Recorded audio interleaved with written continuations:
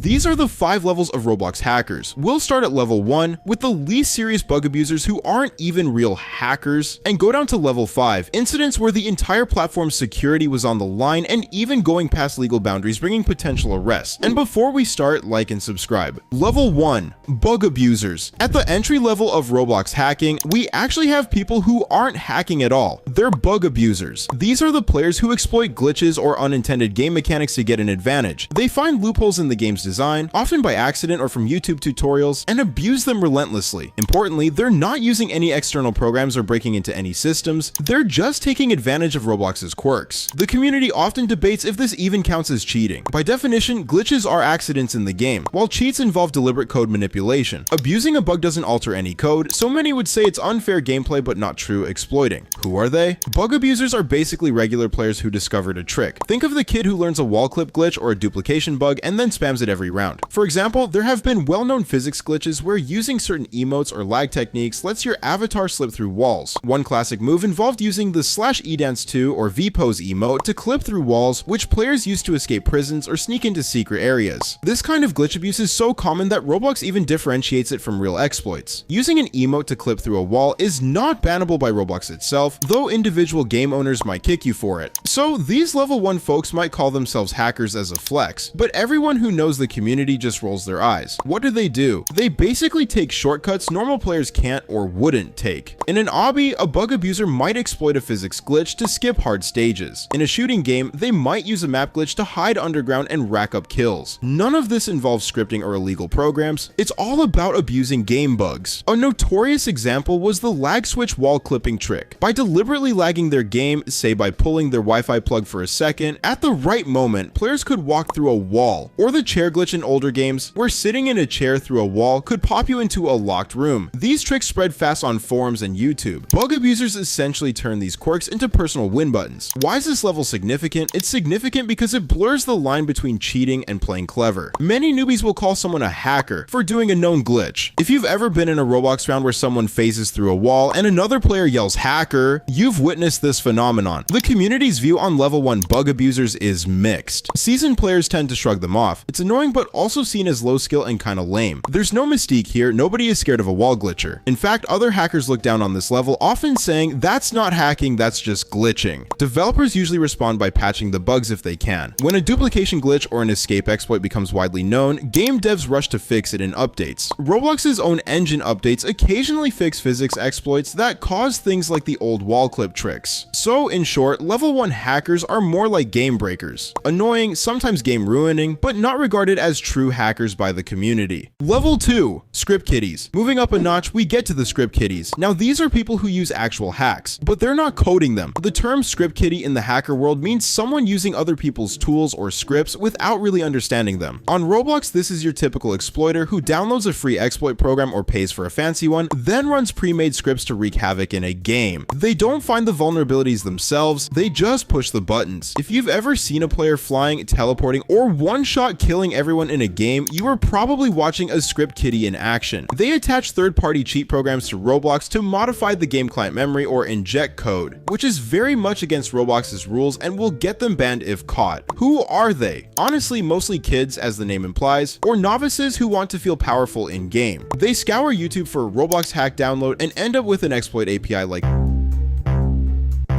or any number of others. With these, they can run scripts written by actual programmers. These scripts can do anything from giving you admin powers in a game, to auto-aim in shooters, to spawning insane items. The script kiddie usually has no clue how it technically works, they just know which script to copy into the executor. They're the most visible hackers on Roblox because they love attention. They'll jump into, say, Adopt Me and start flinging people's avatars around, or join Phantom Forces and instantly headshot everyone through walls. It's blatant and often disruptive, but again, relatively low sophistication. What do? They ruin games for laughs or personal gain. Some do it for trolling, like teleporting all players into one spot and making them dance, or blasting loud sounds. Others do it to win, like auto-winning rounds or farming currency. A classic script kiddie move is using a god mode script to become invincible, then taunting legit players. Another is the B tools exploit, where they give themselves building tools in someone's game and delete the map pieces in real time. They might also use speed hacks to zoom around at impossible speeds, or item spawn scripts to generate weapons or rare items out of thin air. Unlike level 1 glitchers, these actions do involve modifying the game client and can even affect the server if the game isn't secure. Essentially, they're using third-party code to cheat, which is the textbook definition of exploiting. How does the community see them? Almost universally negative. Regular players find them infuriating. Nobody likes cheaters ruining a fair game. You'll see people in chat flaming, "Ugh, another exploiter, just leave, dude." Developers despise them because they break the experience for honest players and can hurt a game's reputation. There's a bit of cat and mouse here. Devs implement anti-exploit measures, and script kiddies find new bypasses. Roblox's response has been ramping up anti-cheat efforts. They added Hyperion, Bifron, a kernel-level anti-cheat software in an effort to detect and block these exploits. It's gotten harder, though not impossible, for script kiddies to do their thing without getting caught now. But back in the day, it was the Wild West. You could download a hack and terrorize games until moderators banned your account. And yes, Roblox will ban you if you're reported and caught using exploits. The platform relies on player reports and automated detection to weed these out. So script kiddies often burn through throwaway alt accounts just to cheat for a few hours of fun. Within the hierarchy of hackers, these guys are the grunts, a dime a dozen, causing chaos in individual games, but nothing on a deeper level. They're hated by most of the community, maybe only admired by a small circle of fellow cheaters who trade scripts, but in the end, everyone knows a script kiddie isn't a 1337 hacker. They're just using publicly available cheats to feel special. Level 3, exploit abusers. Now we're getting into more serious territory. Exploit abusers are a step above your average script kiddie. These are the people who actively seek out weaknesses in games and abuse them in ways that can seriously damage games or players' experiences. They might still use some of the same tools as script kiddies, but what sets level 3 apart is the focus and impact. Instead of just flying around for laughs, they're leveraging exploits to hurt the game itself, crashing servers, wiping out data, defacing games, or unleashing content that shouldn't be there. They're often more knowledgeable. Some might even modify or write their own scripts. They pick targets, maybe a popular game or a vulnerable one, and go beyond petty trolling to truly malicious actions within that game's universe. Who are they? Some are lone wolves who get a kick out of breaking a game completely. Others are small groups sharing exploit methods. They might start as script kiddies, but then realize, hey, instead of just giving myself stuff, I can actually ruin this game's day. A classic profile is someone who hangs out in exploiting forums or discords, trading methods to penetrate game remotes or find backdoors. Roblox games, especially older ones or those made by inexperienced devs, often have vulnerabilities, insecure remote events, or admin backdoor scripts left in from free models. Level 3 exploiters find these and capitalize. For example, if a popular game forgot to secure a give item remote event, a level 3 exploiter will write a script to give everyone 1,000,000 of that item, breaking the economy. Or they'll find an admin panel left in a game and take it over. These folks sometimes gain notoriety in specific game communities. You might hear, oh no, that user's joining. They crash servers by spawning 1,000 parts. If script kiddies are known platform-wide as generic exploiters, level 3 are known by name in the games they target. They're the boogeymen for specific devs. What do? They cause game-focused chaos. This can mean crashing servers on purpose, like using an exploit to force an infinite loop or overload physics until the game dies, or it can mean defacing the game's world. For instance, changing all signs to offensive messages or covering the map in vulgar images via an exploit. Some steal game data or copies. An exploit abuser might literally clone a game, steal the place. By grabbing the game's models, YAR's scripts through vulnerabilities, others target players in the game with more harmful intent than a typical cheat. A notorious example of game-focused damage was the condo exploit incident in 2018, where two exploiters managed to insert extremely inappropriate animations and models into a popular game with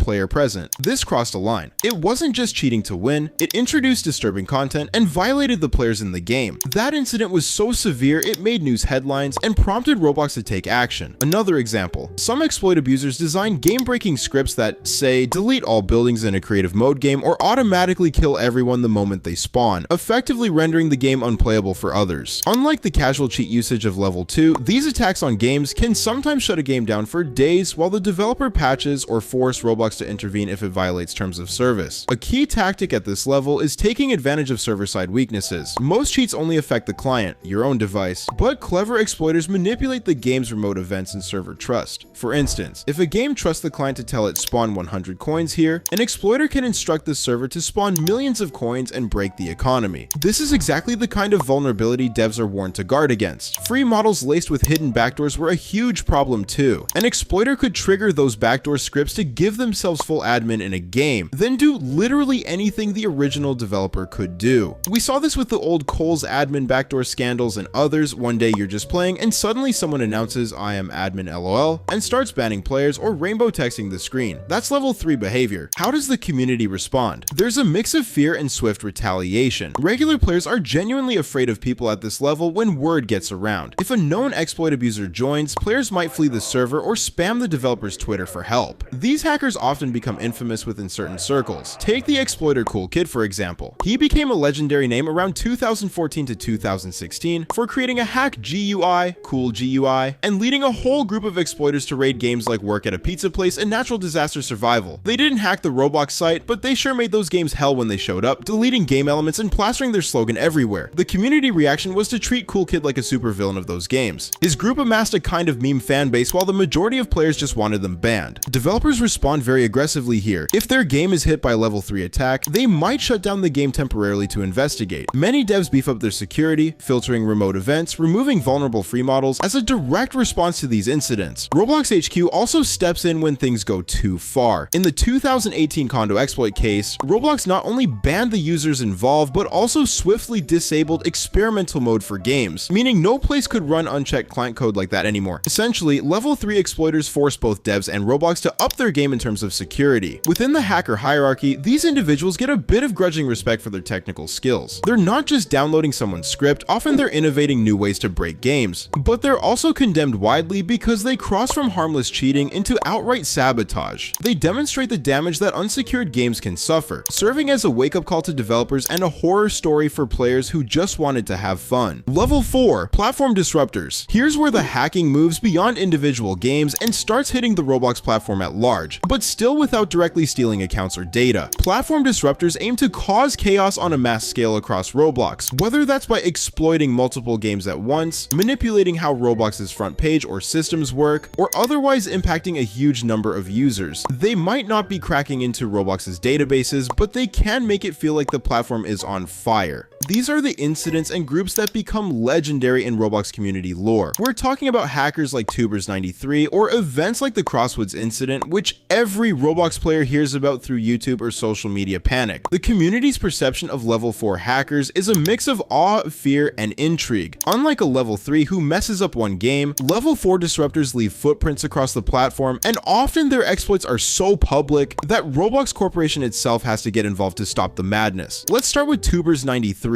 Arguably one of the most notorious Roblox hacker groups ever. If you were playing Roblox around 2019 to 2020, you probably remember the Meep City hack. That was Tubers93. This group, often just referred to as a single hacker name, didn't steal passwords or anything, but they managed to hijack popular games and scare the daylights out of players in those games. In early 2020, Tubers93 targeted Meep City, one of the most visited games on the platform, and pulled off an infamous stunt. They somehow copied Meep City's place, inserted their own crazy modifications, and then used a backdoor exploit to redirect everyone from the real game into their glitched nightmare version. Imagine joining Meep City expecting a cutesy town, and suddenly you're in an apocalyptic version of it. Buildings on fire, offensive audio blaring, messages popping up like "subscribe to PewDiePie," which actually happened. It was chaos. Players freaked out, YouTubers recorded it in disbelief, and the story blew up. Tubers93 didn't stop there. They had a history of hitting other popular games with similar tactics. Reports of jailbreak and arsenal exploits are in their Hall of Fame too. The community basically considers Tubers93 part of Roblox hacker folklore at this point. They are in the unofficial Hacker Hall of Fame for causing one of the most infamous hacks Roblox has ever experienced. What's important is that they didn't hack Roblox's website or accounts. They found holes in games big enough to impact tens of thousands of players, making it a platform-wide spectacle. Roblox developers responded by frantically patching those games and closing backdoors, and Roblox itself had to temporarily shut down Meep City during the incident to contain it. Needless to say, the accounts associated with Tubers93 were banned, but the group's legend only grew, with rumors often swirling that Tubers93 is back whenever a game has a weird bug. It got to the point where any strange occurrence in a game led players to half-jokingly blame Tubers93. That's the level of infamy we're talking about. Another textbook level 4 incident was the Crosswoods hack in mid-2022. This one was insidious. It didn't target just one game, it weaponized Roblox's filter and moderation system to effectively attack players platform-wide. A group of exploiters created several fake front pages page games under titles like Crosswords or other clickbait and lured players in. Once you joined, the game would immediately execute a script that made your character say a bunch of horrific TOS, violating stuff in the chat without your control. Roblox's automated moderation would see you apparently typing slurs or worse, and insta-ban your account, sometimes permanently. It was like a trapdoor spider of Roblox. One wrong click on a game link and your account was toast. To make it even more dramatic, these hackers specifically targeted popular streamers and YouTubers, tricking them into joining these games and getting banned live on camera. The community response was panic and outrage. People were freaking out that just playing a Roblox game could get you banned through no fault of your own. Roblox had to react fast. They removed the malicious games and started patching the exploit method. Eventually, they adjusted the filter and unbanned many innocent users, with an appeals process for those affected. But for a while, Crosswords was a cursed word. Players would warn each other in Discords and TikToks, do not join any suspicious game. There's a ban exploit going around. This incident showed how a clever exploit at the game level could escalate to a platform disruption because it leveraged Roblox's own global systems, the chat filter and ban system. It didn't steal data, but it might have well been a cyber attack on the community's trust. Even months later, anytime Roblox's moderation glitches, people say, is this Crosswords again? It left a scar. Aside from specific cases, Level 4 also covers those who manage to visibly mess with the platform's interface or economy without breaching secure data. For instance, there have been cases of exploiters flooding the avatar shop with glitched items or making the front page game's list display joke entries via exploits. These are rare and usually patched quickly, but they contribute to the sense that some hackers can really shake up the whole platform without technically hacking Roblox's servers. The community often mythologizes these hackers. Roblox's response at this level is to go into emergency mode. They might put the site on maintenance or lock down certain features until the exploit is fixed. In the Crosswords case, they reportedly even suspended the join feature for games temporarily to prevent further bans while sorting it out. Some players recall seeing join errors during the height of it. For Tubers93's antics, Roblox directly worked with the game developers to close the loopholes and even gave some devs extra tools to monitor for future attacks. One interesting thing, Level 4 hackers often don't target individual user accounts or steal info, maybe because their goal is clout, chaos, or simply for the laughs rather than money. That's why we label it no user data targeting.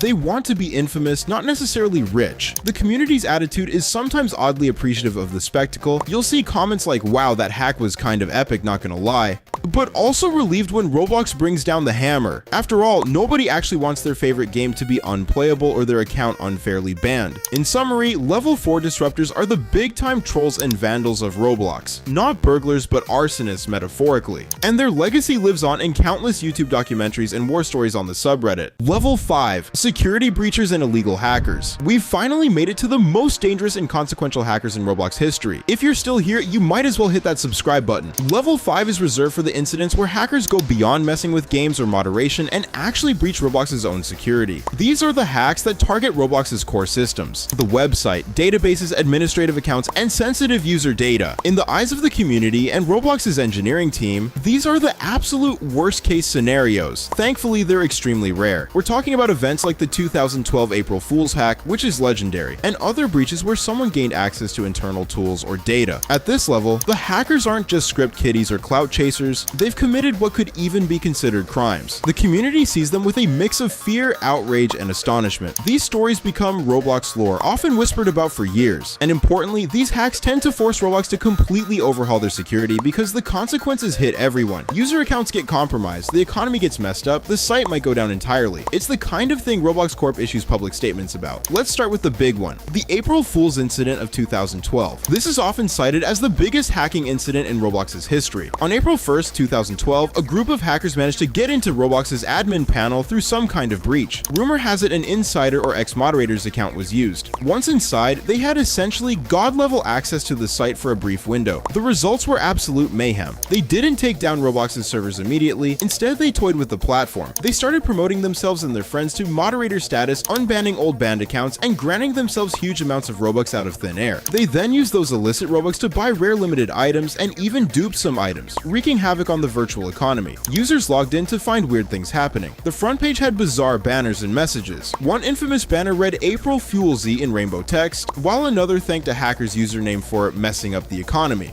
Forum posts from official Roblox staff accounts were replaced with troll messages. The hackers got into the account of an admin, Blox, and made her post say horribly inappropriate stuff. And even Roblox's own account was making goofy announcements like, "We will give back the books you." It felt like the inmates were running the asylum. Thousands of players witnessed it live. Some even thought it was an April Fool's joke by Roblox at first, until the site started going really haywire. Ultimately, Roblox staff noticed and had to shut down the entire site to kick the hackers out. The website went offline into maintenance mode, displaying an emergency message while they scrambled to regain control. After they fixed the breach, Roblox rolled back many changes. They reversed trades, restored the economy data, and rebanned the accounts that the hackers had unbanned. All the hacker accounts and the items they snagged were dealt with. A lot of terminations happened that day. Some of the usernames involved, which have since become infamous, included Ellernate, iTrapped, Caleb244, R17, Feedy, Minish, 1Dev2, and Draco Swordmaster, among others. These names are etched in Roblox history because of this event. Community-wise, the 2012 hack was both terrifying and oddly fascinating. It was the first and really only time Roblox was so thoroughly compromised. People still ask, who exactly was behind it? Since it was never officially confirmed, the hackers covered their tracks in anonymity. Roblox's CEO David Baszucki made a blog post afterward downplaying it as a site issue and assuring that things were fixed and rolled back. But internally, you can bet they tightened security big time after that. The incident became a cautionary tale. Anytime someone talks about Roblox getting hacked, this is the reference point. Even though it happened over a decade ago, it set the standard for what a level 5 hack means. Another example at this level, more recent, was the 2020 Roblox security breach where an attacker didn't exploit a game at all. They went for Roblox's human element. A hacker bribed a Roblox employee to get access to the internal customer support panel. This panel is something only Roblox staff should have, and it lets you look up user info, change account details, and even ban accounts. By slipping an insider some money, the hacker essentially got behind Roblox's firewall without writing a single line of code. Once in, they had the power to look up personal information of over 100 million users, emails, phone numbers, etc., reset passwords, remove two-factor authentication protection, and ban people at will. That is insanely powerful access, basically as if they were a Roblox administrator. The hacker did indeed peek at some high-profile users' data. One known example, they pulled up info on a famous Roblox YouTuber, Linkman99, and even contacted him to prove it. They could have caused absolute havoc. Imagine them password resetting the top developers' accounts or mass banning thousands of players. Fortunately, and surprisingly, the hacker claimed their motive was just to prove a point to Roblox about security. They didn't go on a rampage. It was more like an eye-opener hack. They did leak some internal documents and talk to the press. This case became a Vice News story in May 2020. But make no mistake, this was a serious breach. It's basically the nightmare of any platform to have an insider go rogue or be bribed. Roblox confirmed the breach and presumably took action, likely firing that employee, beefing up internal security policies, and maybe legal action against the hacker, though those details weren't public. This incident is level 5 not because of flashy on-site antics, but because it targeted user data and core systems directly. The community's reaction was shock. Most players had never considered that Roblox staff could be compromised like that. It led to discussions about security of our personal info on the platform. In terms of impact, it was contained before it became a full-blown disaster, but it showed that Roblox's treasure chest could be unlocked if an attacker found the right key. Level 5 also covers any similar top-tier breaches. Thankfully, there haven't been many. There were smaller incidents like in 2019 when an API oversight briefly exposed some player info or other rumors that hackers found ways to access admin commands on the website. But nothing has rivaled 2012's scale or the 2020 insider job and scope. These events are so impactful that they often result in permanent changes to Roblox. After 2012, Roblox improved account security and perhaps who can access what internally. After 2020, Roblox likely restricted employee access and introduced new checks, like monitoring for unusual admin panel activity. From the community perspective, level 5 hacks are beyond unacceptable. There's no ha factor here. It's mostly outrage and demands for Roblox to do better. These hackers, if identified, would likely face real-world consequences. Lawsuits, criminal charges. In fact, Roblox has sued some individuals who mess with their systems, as we saw with people like Ruben Sim. Not a hacker, but a banned player who got sued for other reasons. So, level 5 is truly the forbidden zone of hacking. These are the cautionary tales that everyone from regular gamers to Roblox's CEO reference when talking about why security is critical. They show that even a platform aimed at kids is not immune to serious cyber attacks. And for that reason, the names tied to level 5 incidents, whether it's an alias or a group name, become immortalized infamously. They're the Darth Vaders of Roblox history. Remembered, but not in a good way. Those are the 5 levels of Roblox hackers, from the harmless bug abusers all the way to the platform infiltrators. If you like this video, you will definitely like our last video where we covered the 5 levels of horror games. Be sure to subscribe for the next deep dive, and let me know in the comments what you want to see covered next. See you soon.